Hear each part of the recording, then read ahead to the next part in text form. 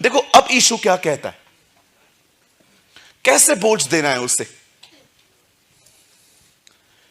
मेरा जुआ अपने ऊपर उठा लो। यहां देखिए एक मिनट, हमें 28 लग रहा था ये प्रेयर के बारे में है, प्रभु के पास जाने हैं, अपने बोझ देने हैं और चले आना है। अब देखो यीशु क्या कह रहा है, मेरा जुआ अपने ऊपर उठा लो। बोलिए जुआ। और मुझसे सीखो क्योंकि मैं मन में नम्र और मन में दीन हूं, और तुम अपनी आत्मा में विश्राम पाओगे। अब सुनिए, हमें से यहां पर जितने भी लोग हैं, ये जो यहां पर लिखा है ना जुआ, बता इंग्लिश बाइबल है, लगाइए वहां पर जुए को कुछ देखो क्या लिखा गया है वहां पर। यहां देखिए, यहां देखिए, यहां देखिए, मेरा जुआ अपने ऊपर।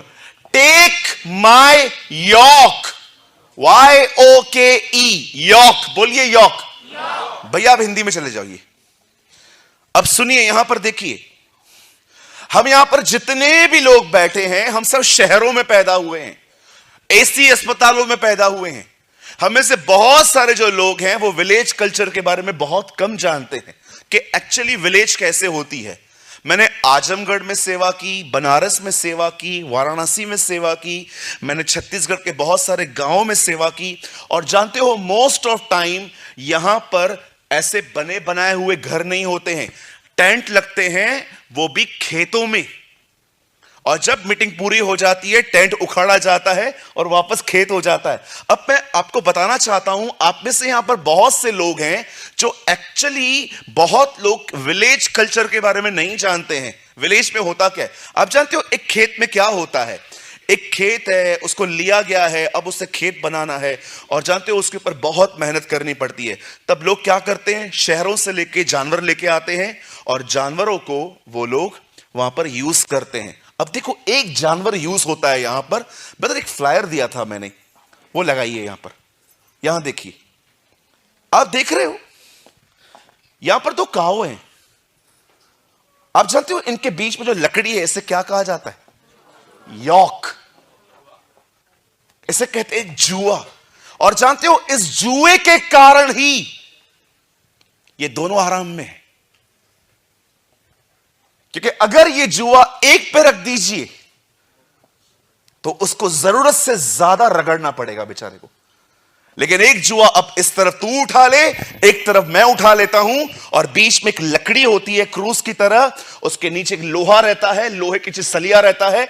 जैसे जैसे वो आगे बढ़ते हैं पीछे जमीन उखड़ती जाती है और वहीं पर बीज बोए जाते हैं। यीशु कहता है अपना जुआ मुझे दे दो और मेरा जुआ उठाओ। अब जानते हो यहां पर आप क्या कर रहे हो? यीशु ये कह रहा है इतने साल तक तू अकेला था, तू बोझ उठा रहा था, अब उस तरफ मैं आऊंगा, अब हम साथ में उठाएंगे। यीशु क्या समझाने की कोशिश कर रहा है?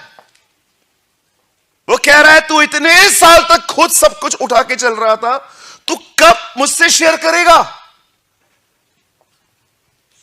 मेरे भाइयों, मेरी बहनों, जो कुछ आप इन दिनों में, अगर आप परेशान हो, दुखी हो, आप इनसाइड फ्रस्ट्रेशन में हो, प्रॉब्लम जानते हैं क्या है? आपने वो उठाया है जो आप नहीं उठा पा रहे हो। आप समझिए, स्ट्रेस मार देता है लोगों को, चिंता इंसान को खोखला कर देती है। यहां पर बहुत सिंपल इशू कह रहा है, सुन, मैं एक यॉक लेके आया हूं, एक तरफ तू उठा ले, मेरा जुआ उठा, वो हल्का है। जानते हो उसका जुआ क्या है? बड़े ध्यान से सुनिए। अब आप विश्वास कीजिए, वचन शुरू नहीं हुआ है अभी तक, हम अब करेंगे उसे, लेकिन जस्ट मैं आपको बेस बता रहा हूं। Base, it's a base. जो वचन आप इतने साल से पढ़ते आए हो, हे सब बोझ से परिश्रम करने वालों, वो सिर्फ प्रेयर के लिए नहीं है कि आप जाओगे उसे बोझ देख के चले आओगे। No, it's a partnership. आजा, मेरे पास एक जुआ है, उस तरह से तू उठा ले, इस तरह से मैं उठा लेता हूं, चल जिंदगी ऐसे निकाल लेंगे अपन। मेरी बात समझ पा रहे? आप क्यों सारे बोझ खुद उठा रहे हो? मुझे बेटी की शादी करनी है, बेटे को एजुकेटेड करना है, घर बनाना है, यार कुछ भी हो जाए अपना घर खरीदना है। यार इतनी जिंदगी भाड़े पे निकाल दी हम लोगों ने। हम कितनी सारी चीजों को उठा के चलते हैं। क्या हुआ मुझे बताइए, कहां पहुंचे आप? अब बड़े ध्यान से सुनिए, मैं चाहता हूं आप इसे बड़े ध्यान से सुनिए। एक दिन बाइबल बताती है कि इज़राइल के बहुत सारे दुश्मन पैदा हुए थे। समय समय पे ये लोग अटैक्स करते थे, खाना चुरा के लेके जाते थे, बहुत सारे काम करते थे।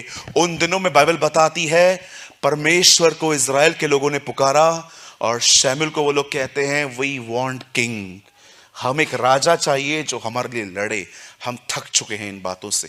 आप जानते हो परमेश्वर को यह बात बड़ी बुरी लगी। फिर भी परमेश्वर ने अपने लोगों के लिए शमूएल से कहा, सुन मेरी नजर में एक व्यक्ति है, ये किंग मांगते हैं ना, दे देंगे इनको। और बाइबल बताती है कीश का पुत्र शाऊल जो बिन्यामीन का गोत्र है, बिन्यामीन का गोत्र इज़राइल का सबसे गरीब गोत्र है। कहा जाता है कि वो लग्जरियस नहीं जीते ज्यादा और बहुत सबसे छोटे। इवन मैं आपको बताना चाहता हूं पौलुस भी बिन्यामीनी था। फिलिपियों में लिखा है वहां पर कि मैं बिन्यामीन के गोत्र का हूं। Even you know the Bible says अब उस व्यक्ति को चुना गया इज़राइल का राजा बनने के लिए। आप जानते हो जब वो राजा बनाने के लिए चुना गया, कहिए मेरे पीछे वो राजा बनना ही नहीं चाहता था। हाँ, आपको पता है ये बंदा छुप गया था, इसको ढूंढ के निकाला गया है। ये छुप गया था कहां पर? कहिए अपने पास वाले से, छुप जाओ, वो ढूंढ निकालेगा। हाँ बोलो, जानबूझ के आगे आओगे तो वो छुपा देगा। राइट? यस, छुपना सीखो। बोलिए छुपना है।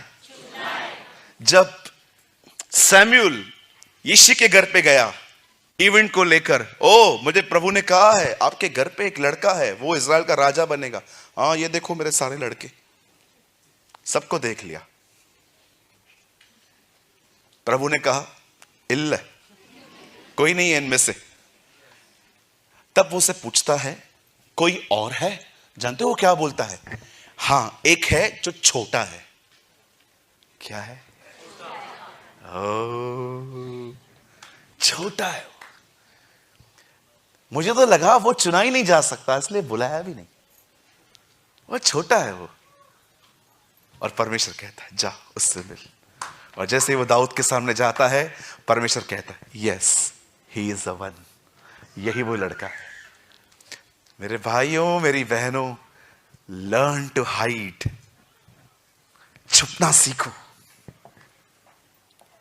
कोई समय था कैसे यूसुफ छुपा हुआ था अपने भाइयों के सामने, बिल्कुल नहीं बता रहा था कि वो उनका वही भाई है जिन्होंने उसे बेच दिया था। एक समय आया जब परमेश्वर उसे बाहर ले आया। हर वो व्यक्ति जो छुपेगा उसे खुदा ले आएगा बाहर। आमीन। और आपका छुपना मतलब क्या होता है? छुपने का मतलब ये नहीं है, नो नो नो नो, कहिए प्रभु मेरे छुपने का स्थान है। से God is my hiding place. Yes, परमेश्वर में छुपिए। आप इससे कितने लोग के बाद जानते हैं आप कितने सेफ हैं उसमें? आप में से कोई जानता है अगर आप गिरते हैं तो आप मसीह में ही गिरते। Do you know? बोलो, जब मैं गिरता हूं बाहर थोड़ी गिरता हूं, मसीह में ही गिरता हूं। हाँ, आपको परेशान होने की जरूरत ही नहीं है। ये बोलना बंद कर दो मैं प्रभु से दूर हो गया, मैं बहुत दूर हो गया हूं। अब प्रभु मेरी सुनेगा नहीं, मैं पापी पापी पापी